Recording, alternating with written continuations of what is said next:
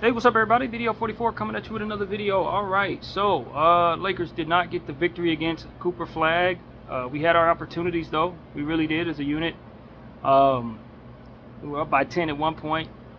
Gave it all the way back. We're down by 6. Found ourselves up by 2 again, and then down. It was up and down all night long.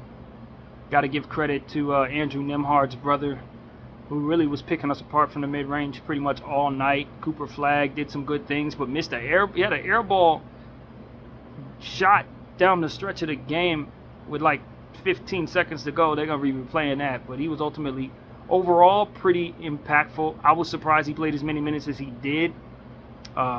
He was out there for, 31 minutes? Walked away with 10 points, a block, 3 steals, and 4 assists, 6 boards. So that's a pretty nice box score. 5 of 21 from the field, though not good shooting at all. 0 of 5 from 3, not good shooting for Cooper overall. The Nembhard guy had 21 points. 21 points, 1 steal and 5 assists, 2 boards for the win there. And a guy by the name of Kelly had 17 points for them. And McLaughlin had 9 points plus 13, led his entire team there.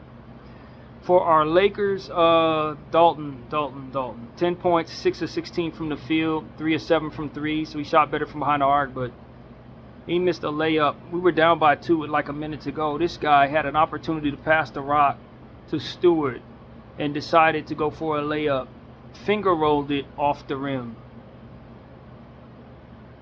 He was a 2-on-1. And he had DJ Stewart. Stewart had been balling, doing good things. But he's the first round pick, so he's got to be the winner, right? Yeah, man, that's how that went, man. Look, I'll tell you like this, Dalton. You did not gain too many fans in that arena that night.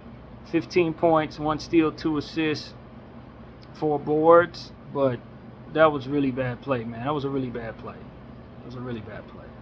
Cole Swider continues to make noise, man. 6 of 10 from the field, 6 of 9 from the 3. 14 points, 10 rebounds, 1 assist, and 1 steal. He's really balling. Darius Bazley continues to crash glass. 8 points, 1 block, 1 steal, 3 assists, 11 boards, 6 rebounds, 5 of them offensive boards. It was actually 11 rebounds, 5 of them offensive boards, is what I'm trying to say. 3 of 6 from the field. He was good, man. Darius Bazley is making me eat my words. If he keeps playing like this throughout the course of the summer, he's gonna have an invite. He's gonna have an invite to to preseason, I'd imagine. So he's earned that. I think I definitely believe he's earned that. Bronny James missed a game-winning 3. He's 1 of 6 from behind the arc, 2 of 8 from the field, 8 points, 2 assists. It was like a foregone conclusion, regardless of how the defense was playing him, that he was going to shoot the shot. They had spread the floor out, put the ball in his hands. It was all theater. Very little probability of it working out. He's not that greatest 3-point shooter in the world. Probably should have been in somebody else's hand to run a play. It was all theater, man. That was all theater. And no one else on the floor even thought they were going to get the ball. Nobody even tried to get to the ball. It was just going to be us living and dying with Bronny James shooting a 3. When in reality, LeBron James' son doesn't shoot 3 very well. So that was just bad coaching, in my opinion. Bad politics, bad everything. He shouldn't have been in that situation. He shouldn't have been asked to do that. If you're playing the percentages, that was trash. Just being honest. So, yeah, man, I don't know. I wasn't too happy with how that went. I thought the Lakers played well. DJ Stewart continues to tear up the Summer League, man. 6 of 14 from the field. But he did try to lay the ball up over Cooper Flag. Not a bright decision. After the whole play where Luke Connect missed the opportunity to pass on the rock, naturally, like a lot of young players, they come down and force something they have no business taking to make up for the fact that they didn't get the ball on the last play. That's exactly what he did. Very low probability of having any success. I mean, you're trying to lay the ball up over a shot blocker. Like Cooper Flag, anybody that knows who Cooper Flag is knows that shot is not, you're not getting nothing with him on you like that. That was just not smart. And so I just saw a lot of stupidity down the stretch. I mean, these are young players. They're trying to make a name for themselves. But, you know, they had played so well throughout the course of this game. They had a strong lead in this game in the third quarter, up by like 11 or 10 points, something like that, and just wigged out. Everybody wigged out. Everybody wigged out. That's what I saw. It's just people wigging out. trying to do more than necessary when it was team ball that got you the lead. It was me ball that got you beaten. And that's exactly what I saw from the Lakers. Selfish stupidity is the story of this game. Selfish stupidity from multiple people. So I was very disappointed.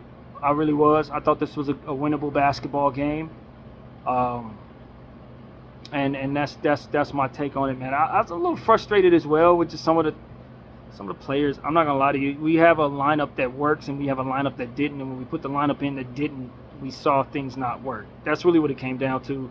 R.J. Davis, God bless the young fella, but he ain't playing that well. He only played 7 minutes, but his shot selection is just like, it's been bad all summer. If I'm being honest, I ain't really been impressed. Gordon as well, not great. You know, it's just a certain lineup. Trey Jemison, so very limited. He looked better on the big team than he does in Summer League to me, to be honest with you. Just limited. Serge Rice played a little better, but his shots, he's very inefficient. 3 of 10 from the field, but he does help in other areas. Had a block and a steal, 5 boards. So you just got to try to manage that, man. But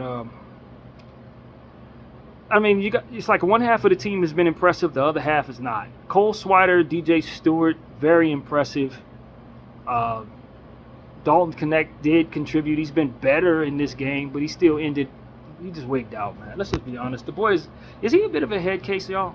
Is Dalton Connect a bit of a head case? Honestly, I know he got traded and then got rescinded, but his confidence just swayed so much after that, and I don't think he's been able to recover. And I'm just starting to wonder, like, does he need a sports therapist to speak with about these issues? Because some of this stuff is just like, yo, man, you're a guy who was drafted after 4 years. You know what I mean? So it's like I don't really have the patience for you that I would have for Bronny or, you know, a young guy. You know what I mean? Guys that are one and done. You're already as old as some of the dudes that have been in the league for a while now, man. So it's like some of the stuff that you're doing, some of the mistakes that you're making is making people just lose patience. And that's where I'm at. I'm starting to lose patience with Dalton. I just need him to be better. I need him to be better. I need him to be more confident. And I need his confidence to not sway with different things that may or may not work out, because in this league things may or may not work out. And so while I think his ceiling is high as it pertains to him being an elite shooter, I think his floor is in hell because of his confidence issues and just some of the fact that he's starting his career so late with being so underdeveloped. It doesn't make for a great outlook when you consider the short to mid term. It's just like, yo, are we going to be able to get the most out of this guy, or is he going to be teetering on whether or not the shot falls and whether or not he's going to help in other areas? His defense is not helpful. He's very bad defensively. I like how he rebounds. I like his athleticism. But the decision making tonight was that of somebody who's 20 years old. The way that he missed that layup and didn't get the ball off to Stewart, that was unacceptable to me. From a player his age, I don't have patience for that. Not from a guy that I took 15th or 17th overall, who was likely supposed to go 5th overall. You're supposed to be better, bro. You're supposed to be better, and making the right play in that situation is better. Not saying, I'm the guy because I was the highest draft pick, so let me take this layup and then proceed to blow it. When you had an open man to pass the rock to, I'm telling y'all, man, I'm out. I don't feel great about Dalton Connect at all. I know, like I said, his ceiling's pretty high. He's probably the most talented shooter we got, not named Luka. But this type of stuff, coupled with how bad he's looked in the Summer League, I'm like, all right, bro, all right. We'll see. But for me right now, you're getting outplayed by Cole Swider, bro. At the end of the day, that's what's happening out there. You're getting outplayed by Cole Swider every night in the Summer League. And I have a problem with that. I really do. I have a real problem with that. You're getting outplayed by Darius Bazley. Now, granted, Bazley, I'd imagine, is older than him. Cole Swider's probably his age. I don't really know. Those guys have been around longer. They developed more. They've had more opportunities. They didn't have tumultuous starts to their careers with high expectations. So it's a lot of different things that play into that. But I'm interested in results as a fan, to be honest with you. So maybe I'm just being hard on Dalton. But I just don't, man, he got to toughen up, bro. It comes down to toughening up. Okay, you got traded, fine. They rescinded the trade. I get it. Toughen up, bro. Get back out there and play. That was the same thing I said after the trade. When he, took some time off to figure out how he felt about the trade. I'm like, bro, what the hell? Just get back out there and play, bro. So I don't know. That's just my take on Dalton Knecht. He kind of irritates your boy, to be honest. I've been a little irritated with him ever since then. So that's what it is, man. Bronny James, like I said, man, politics is gonna lead us to poor results. If people are not going to allow Bronny James to lean into his strengths and are gonna force him to be the spotlight, game-winning Kobe Bryant guy in the summer league, putting the ball in his hands with like 17 seconds to go and letting him shoot with 3 seconds to go from behind the arc with a man in his face. I mean, I just like, yo, man, if this is what you're going to do, you're not going to get the most out of Bronny James. You're setting him up to fail. Can y'all please run some damn team ball with him on the floor and stop all this nonsense, please? So, yeah, that's my attitude, man. I don't know. I would love to see Marciulionis. I would love to see Eric Dixon. Do these people exist? Los Angeles. Are they hurt?